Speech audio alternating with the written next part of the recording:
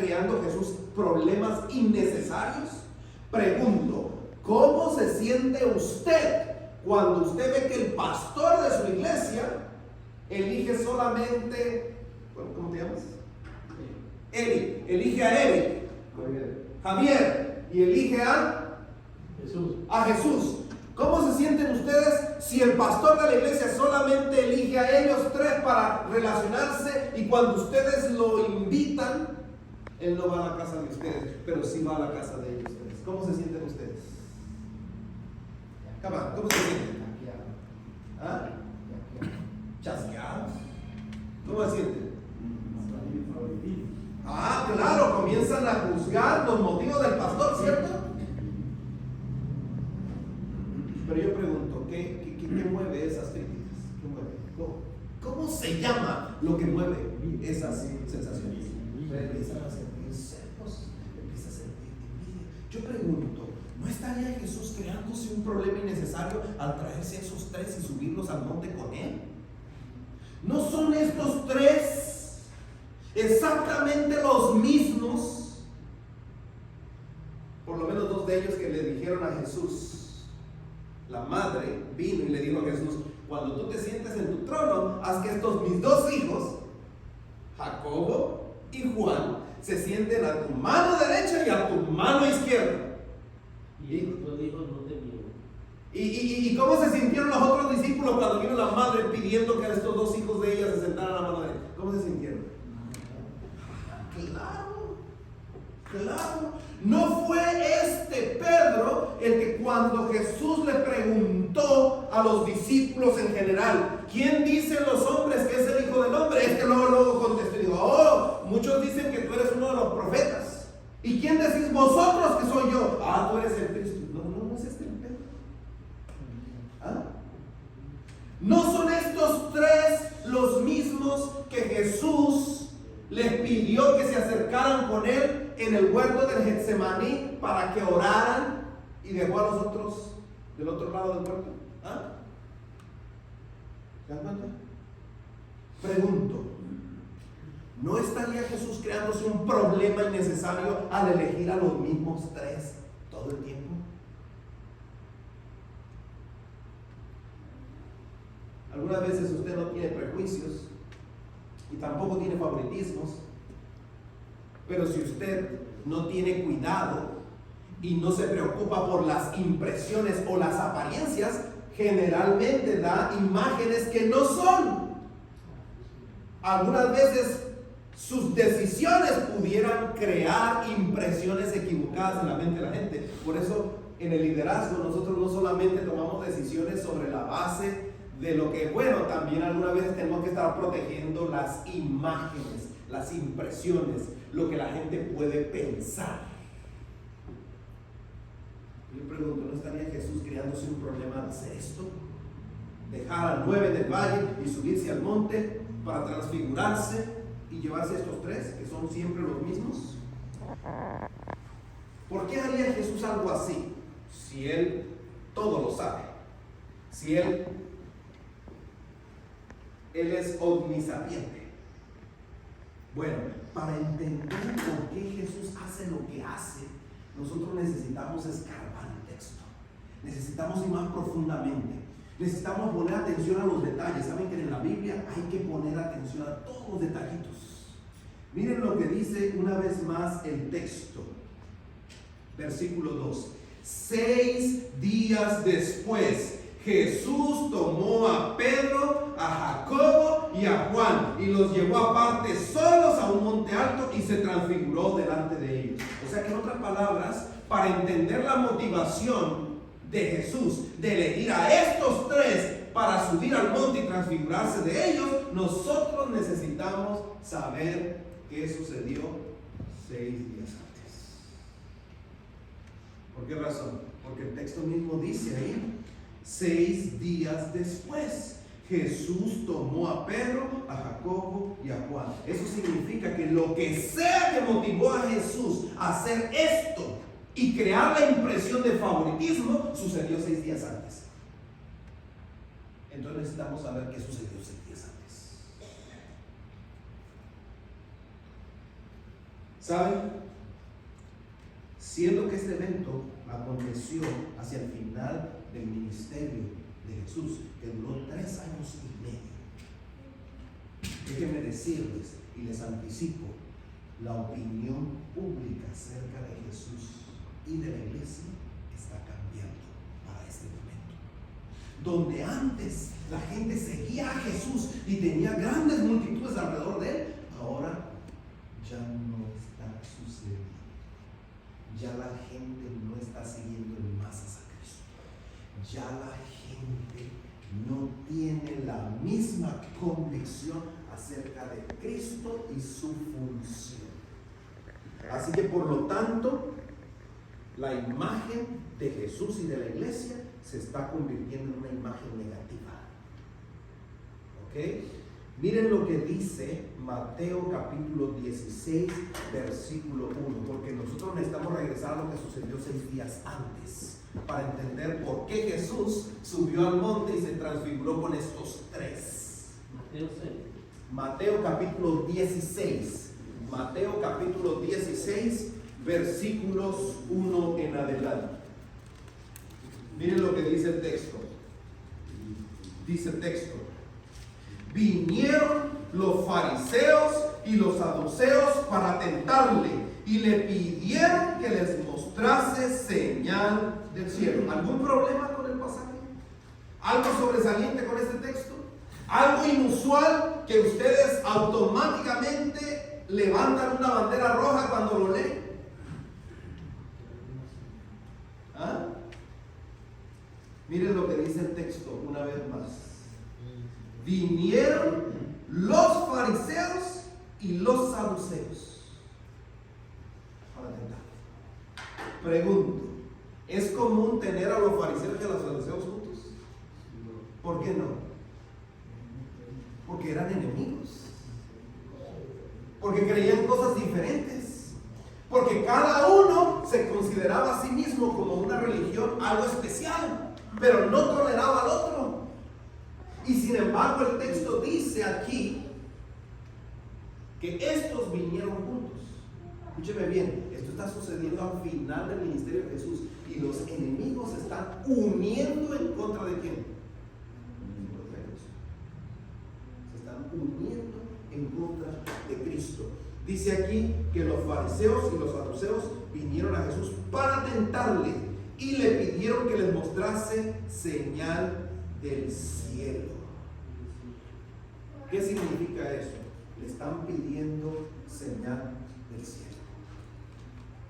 Traducido significa que están poniendo en tela de juicio el carácter mesiánico de Jesús.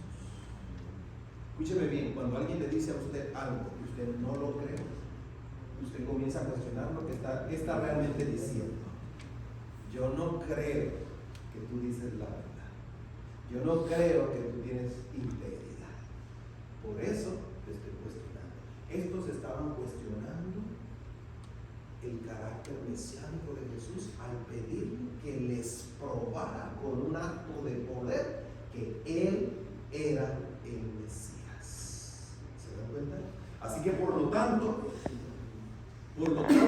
Jesús los define ante sus discípulos y les dice lo que menciona el versículo 4. Versículo 4 dice: la generación mala y adúltera demanda señal. ¿Cómo los llamó? Malos y adúlteros. Dice: la generación mala y adúltera demanda señal, pero señal no les será dada sino la señal del profeta Jonás. Y dejándolos, ¿a dónde los mandó para la señal? ¿A dónde los mandó? ¿A dónde los mandó? Los mandó al Antiguo Testamento, los mandó a la Biblia. Si quieren señal, si quieren identificar quién soy yo, si tienen dudas acerca de mi carácter mesiánico, regresen ¿a dónde? Regresen al texto bíblico. Busquen en la Biblia, porque en la Biblia van a encontrar las características del Mesías. Y si ustedes conocen las características del Mesías y las comparan conmigo, ustedes van a tener la certeza si soy o no soy el Mesías. Lo regresó a la Biblia. Eso significa que en realidad todo lo que necesitaban estaba en el texto bíblico. Y dice ahí: y dejándonos se fue, ya no argumentó más con ellos. Eso está sucediendo 6 días antes del monte de la transfiguración. Por eso regresamos 6 días antes. Esto es lo que está sucediendo 6 días antes. Dice en Mateo capítulo 16, versículo 6. Y Jesús les dijo: mirad, guardaos de la levadura de los fariseos y de los saduceos. En otras palabras, guárdense de la influencia negativa y corrosiva de estos grupos. ¿Por qué razón? Porque si ustedes ponen atención y escuchan lo que dicen, van a ser corruptos igual que ellos. Así que por lo tanto, nosotros deducimos rapidito que estos fariseos y saduceos están creando una campaña efectiva en contra del carácter mesiánico de Jesús. O sea, en otras palabras, se han confabulado para hablar mal de Cristo y de su iglesia. Eventualmente han sido sistemáticos y cada vez que ha habido una manifestación de Jesús y de su iglesia, han estado contrarrestando esa influencia positiva con cosas negativas. Y ustedes saben lo que se siente cuando lo atacan a uno sin que uno haya hecho absolutamente nada para merecerlo.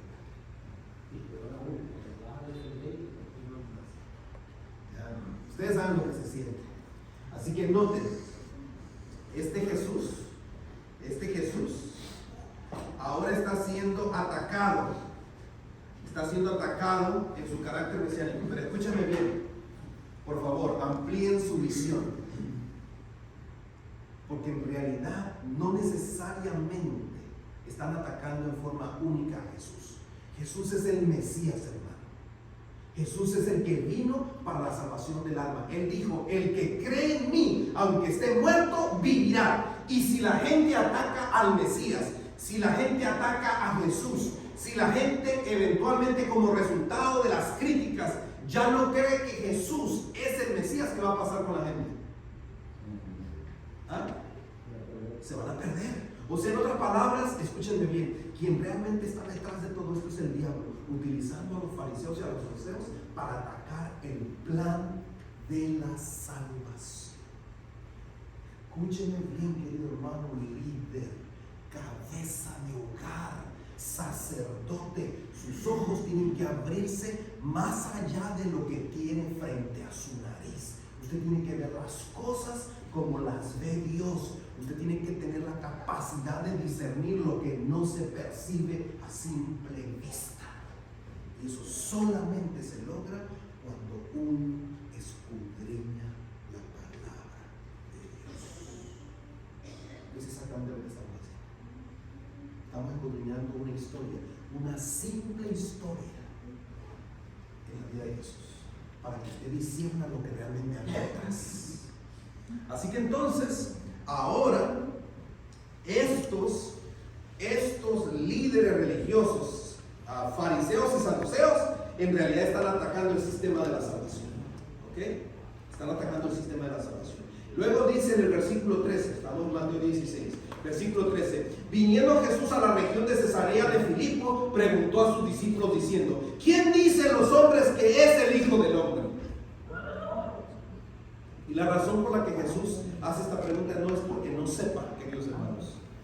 La razón es porque se está creando un clima en relación al carácter mesiánico de Jesús. Y es vital que la gente crea que Jesús es el Mesías, porque solo el que cree en Jesús podrá ser salvo. Pero el diablo está realizando a través de los líderes religiosos una campaña en contra del plan de la salvación, en contra de Jesús, de tal manera que la gente ahora está cambiando la perspectiva, la imagen que tienen de Cristo y por ende la imagen que tienen del plan de la salvación. Y obviamente el diablo tiene la intención de que la gente no crea que Jesús es el Mesías y por lo tanto se pierda. Así que a la pregunta de Jesús, versículo 14, ellos dijeron: unos Juan el Bautista, otros Elías y otros Jeremías o alguno de los profetas. Ahora, antes creían que Jesús era el Mesías, ahora ya no creen que Jesús es el Mesías, ahora creen que Jesús es uno de los profetas, solamente uno de los tantos profetas. ¿Sabe? Eso significa que la perspectiva mental de la gente acerca de Cristo está cambiando. Ya no tienen su confianza puesta en Jesús. Y entonces ahora Jesús dirige la pregunta a sus discípulos: ¿y vosotros quién decís que soy yo? Ahora, una vez más lo recuerdo, Jesús no pregunta porque necesite saber. Jesús pregunta porque quiere que ellos tengan la oportunidad de expresar su fe en Cristo. ¿Escuchó bien? Jesús necesita que ellos expresen su fe en Él, porque el que cree en Cristo, aunque esté muerto, ¿qué va a pasar? Va a vivir. Escúcheme, hermano líder, hermano sacerdote, hermano cabeza de hogar, usted necesita expresar fe en Cristo para su propia salvación y también para la salvación de su familia. ¿Escuchó bien?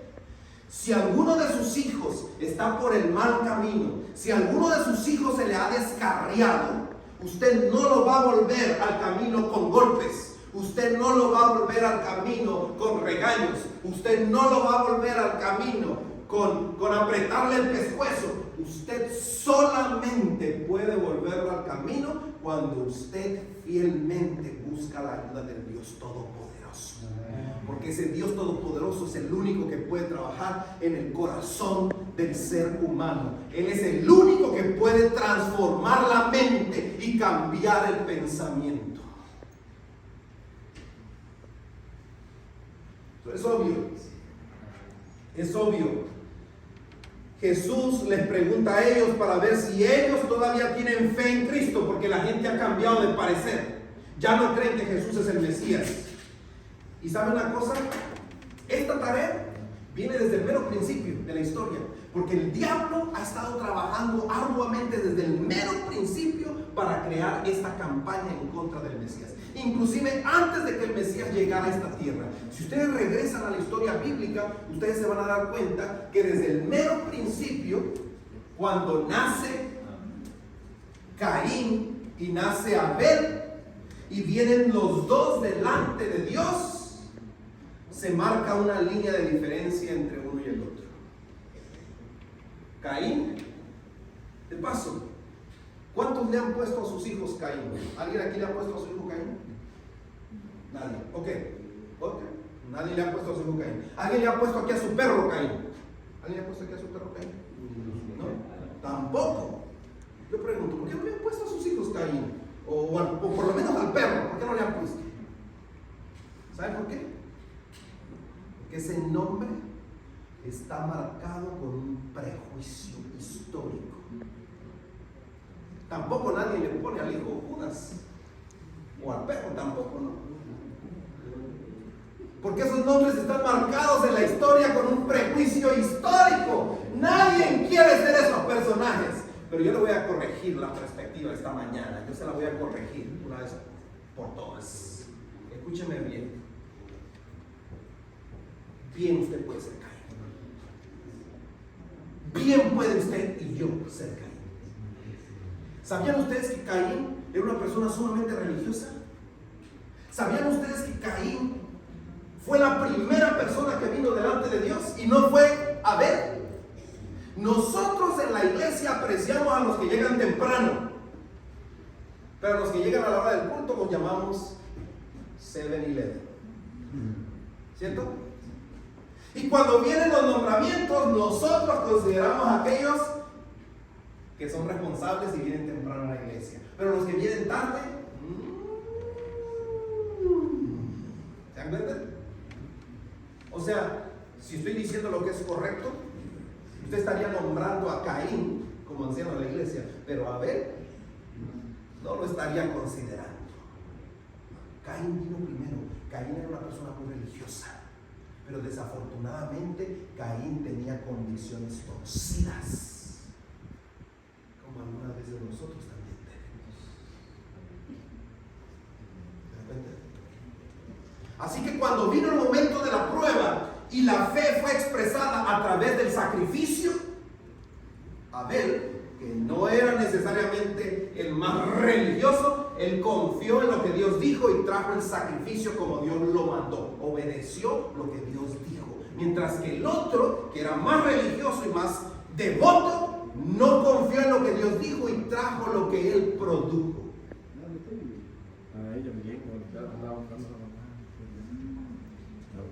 Lo que indica, querido hermano líder, sacerdote, cabeza de hogar.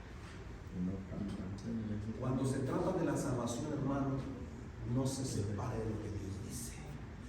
Así usted crea diferente, permanezca en una así, dice Jehová.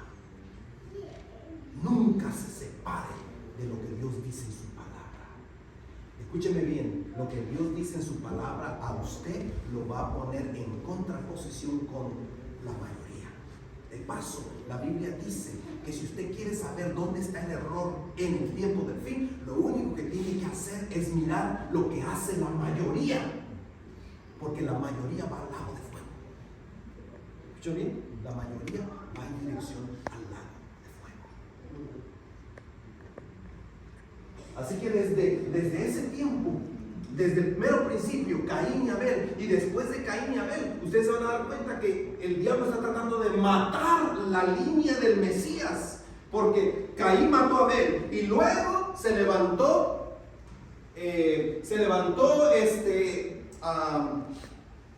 Abraham.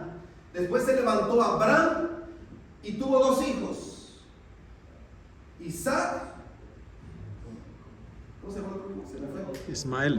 Ismael.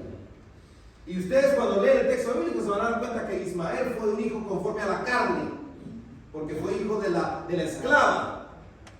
Pero el hijo de la promesa fue Isaac, porque lo tuvo en su vejez con una mujer que era estéril, fue obra de Dios. ¿Y qué pasa en la dinámica interna del hogar?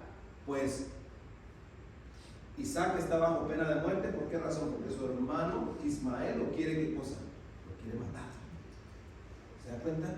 No es otra cosa más que el trabajo del diablo tratando de cortar la línea del Mesías. Queridos hermanos, la historia bíblica está llena de estas intervenciones del diablo tratando de destruir la línea del Mesías, y las intervenciones de Dios tratando de proteger la línea del Mesías, porque si el Mesías no viene, el mundo está perdido. Y ahora lo que ustedes ven en el Nuevo Testamento no es más que la conclusión de esta batalla. En la figura de los líderes espirituales que se suponía debían mantenerse fieles a Dios, pero se separaron de una, así dice Jehová, y ahora ellos están siendo utilizados por el enemigo para perder a las almas.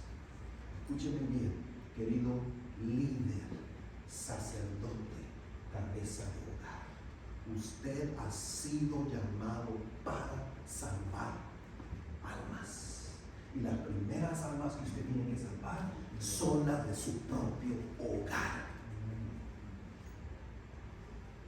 Y para que usted logre eso, usted necesita allegarse a Dios. Usted no puede darse el privilegio de ser un cristiano externo con un corazón mundano.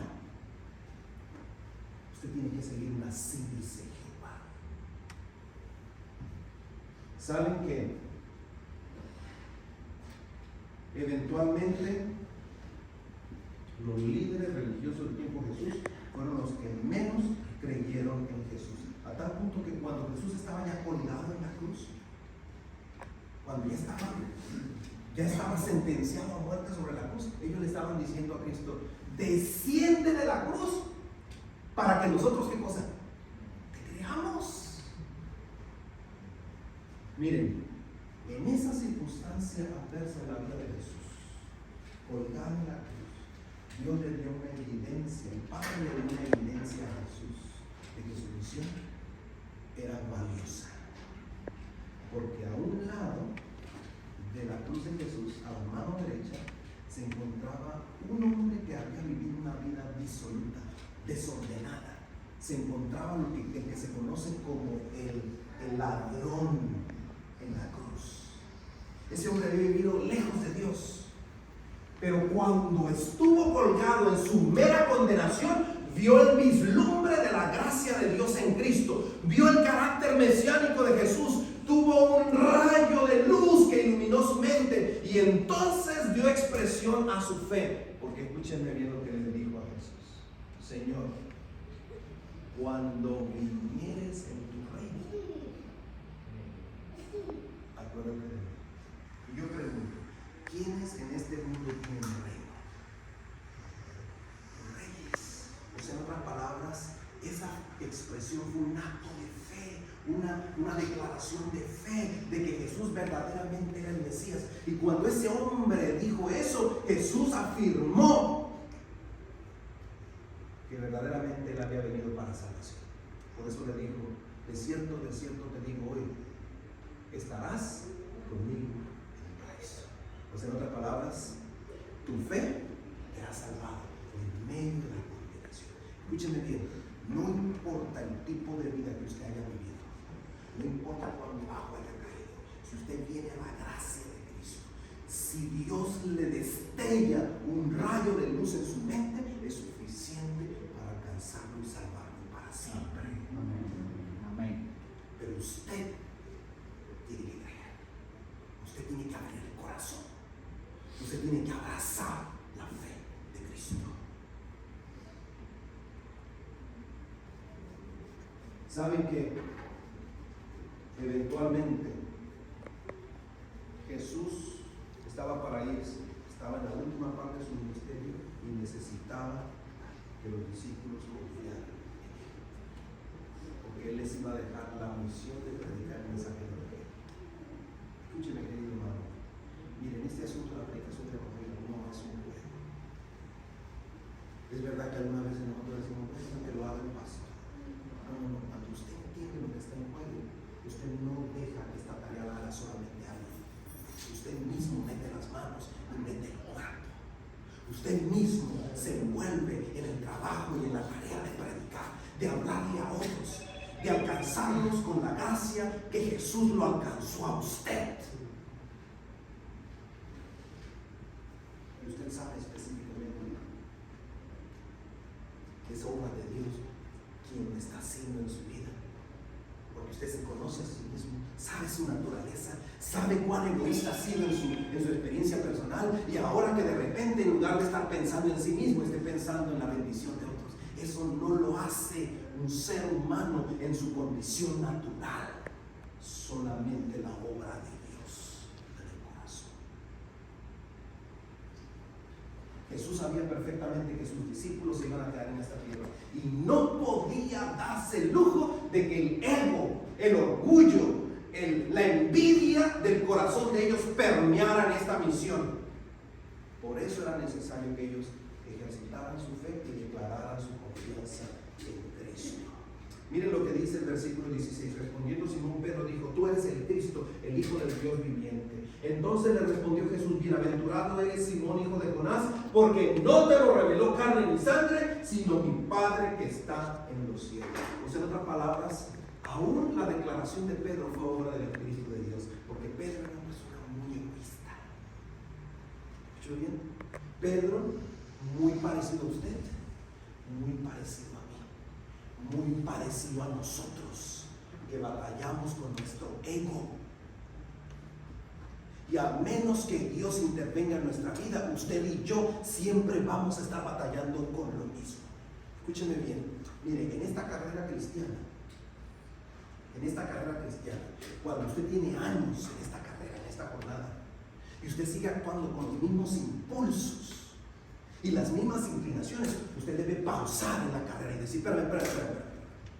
¿Por qué sigo batallando con lo mismo que he batallado desde un principio? No puede ser. O sea, la vida del cristiano es ascendente, es como la luz de la aurora. Yo debo progresar, debo dominar. El Espíritu de Dios debe estar transformando mis inclinaciones naturales del corazón. Y si no lo estoy haciendo, necesito pausar y pedir el poder de Dios en mi vida. ¿Por qué razón? Porque nosotros debemos asemejarnos cada vez más a Cristo. Debemos reflejar más las cualidades de su carácter. Debemos ser más sencillos y humildes y menos arrogantes y egoístas. Pero si no lo estamos experimentando, entonces debemos reclamar la promesa del Espíritu Santo. Jesús sabía perfectamente que sus discípulos iban a tener la responsabilidad de llevar a cabo esta tarea, pero no con el espíritu con el que se caracteriza. No podía la tarea descansar en ellos si ellos mantenían esa actitud. Así que por lo tanto les hizo esa prueba de fe y eventualmente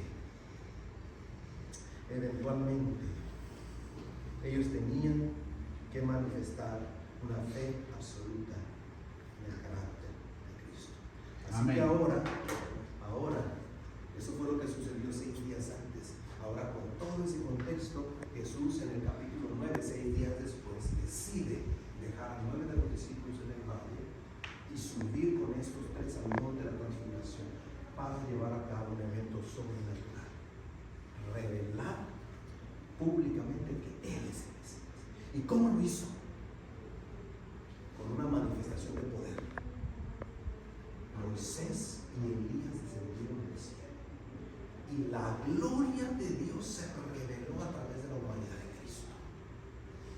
Los discípulos experimentaron en la atmósfera la santidad del lugar y eventualmente le dijeron a Jesús: ¿por qué no hacemos 3 enramadas? Una para ti, una para Moisés y una para Elías, y nos quedamos aquí en el monte. Escúcheme bien, ¿cuántos de nosotros no hemos tenido momentos excepcionales en nuestra vida donde nos sentimos felices y contentos, donde sentimos que verdaderamente estamos en la cúspide del cielo y nos queremos quedar ahí? ¿No? A veces, hermanos, nos sentimos felices cuando logramos nuestras metas, cuando la bendición de Dios es abundante y queremos permanecer. Usted sabe perfectamente que en este mundo eso no es posible. Usted tiene una experiencia top en su vida y lo siguiente que viene es el descenso al monte, el descenso al valle. Así que después de que Jesús se manifestó con tal poder para evidenciar su naturaleza divina a los discípulos y revelar que Él es el Mesías, lo siguiente que viene es el descenso al valle. Y en el valle sucede lo que leímos al principio. Cuando Jesús desciende al valle, encuentra a los líderes peleando con sus discípulos y los discípulos avergonzados porque no pudieron realizar un milagro. Ahora Jesús realiza el milagro. Escúcheme bien, ya termino. Ahora Jesús realiza el milagro y sana al muchacho. Los discípulos quedaron totalmente confundidos, porque eso lo habían hecho antes, todo el tiempo, pero no pudieron.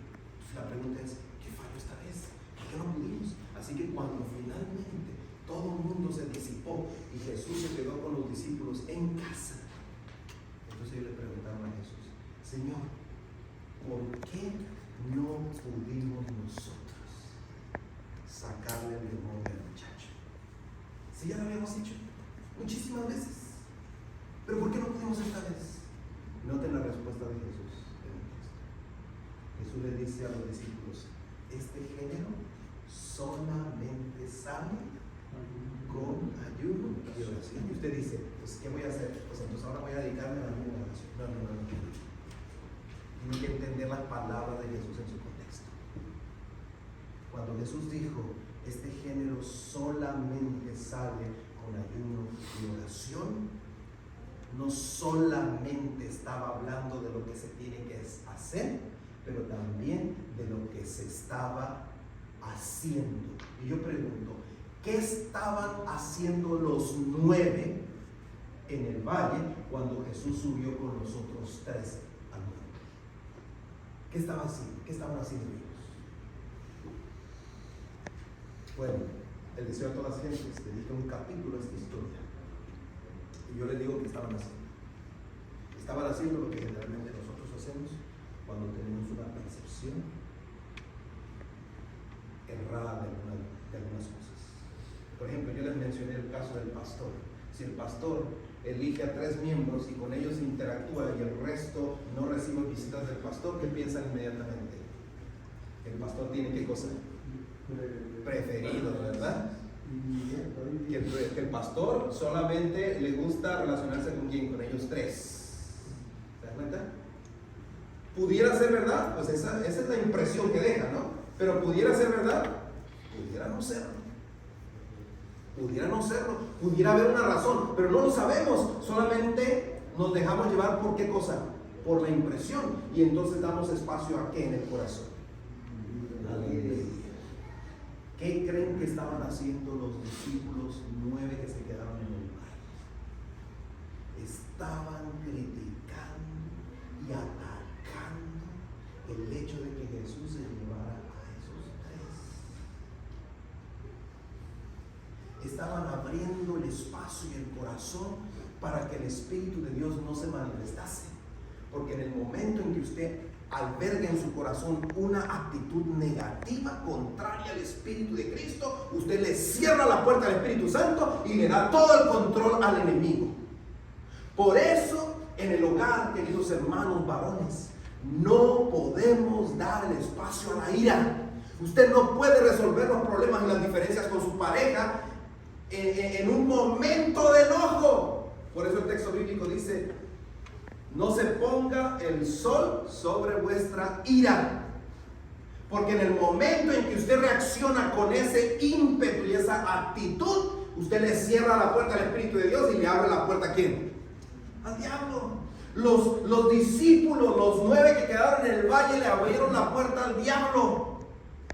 Y cuando le abrieron la puerta al diablo, le cerraron la puerta al Espíritu Santo. Y cuando vino la necesidad, no tenían poder para realizar los milagros que antes habían hecho. Por eso Jesús les dijo: este espíritu solamente sale con ayuno y oración. O sea que si ellos se hubieran dedicado más, su atención se hubiera dedicado a las cosas espirituales, a la rendición, a la entrega, a la devoción, en lugar de dar espacio al egoísmo y a la crítica y a la destrucción, entonces el Espíritu de Dios hubiera permanecido con ellos y ellos hubieran podido realizar el milagro. Escúcheme bien, querido hermano. Si usted quiere milagros en su hogar, milagros en su vida, milagros en su familia, usted necesita ser una persona espiritual. Usted necesita darle a Dios la oportunidad de manifestar su poder. Pero en el momento en que usted se deja llevar por los impulsos naturales de su carne, eventualmente cierra la puerta al Espíritu de Dios y se la abre al enemigo para que eventualmente destruya todo en su paso. Estos discípulos aprendieron la lección, ¿sabe usted? Porque estas personas que habían manifestado ese espíritu egoísta, eventualmente terminaron sacrificando su propia vida por causa del evangelio. Yo quiero ser como la última parte de la vida de estos discípulos. Yo quiero ser esa persona entregada y dedicada que está dispuesto a sacrificarlo todo por Cristo, por su gracia, por su reino, por su evangelio. Y yo sé que cuando tenemos ese espíritu, las bendiciones fluyen a todas las dimensiones de nuestra vida personal. Quisieras tomar esta oportunidad, querido hermano, líder, sacerdote, cabeza de hogar, para consagrar tu vida y decirle al Señor: Señor, yo quiero ser esa figura especial en mi hogar y en mi comunidad. Yo quiero ser esa figura cuya manifestación traiga bendición a su alrededor y que tú tengas ninguna reserva en derramar tu poder sobre mí. Quisiera Amén. decirle eso al Señor. Amén. Voy a invitarte para que te pongas Gloria a en Dios. Dios. Vamos a cantar el canto y entonces después oramos.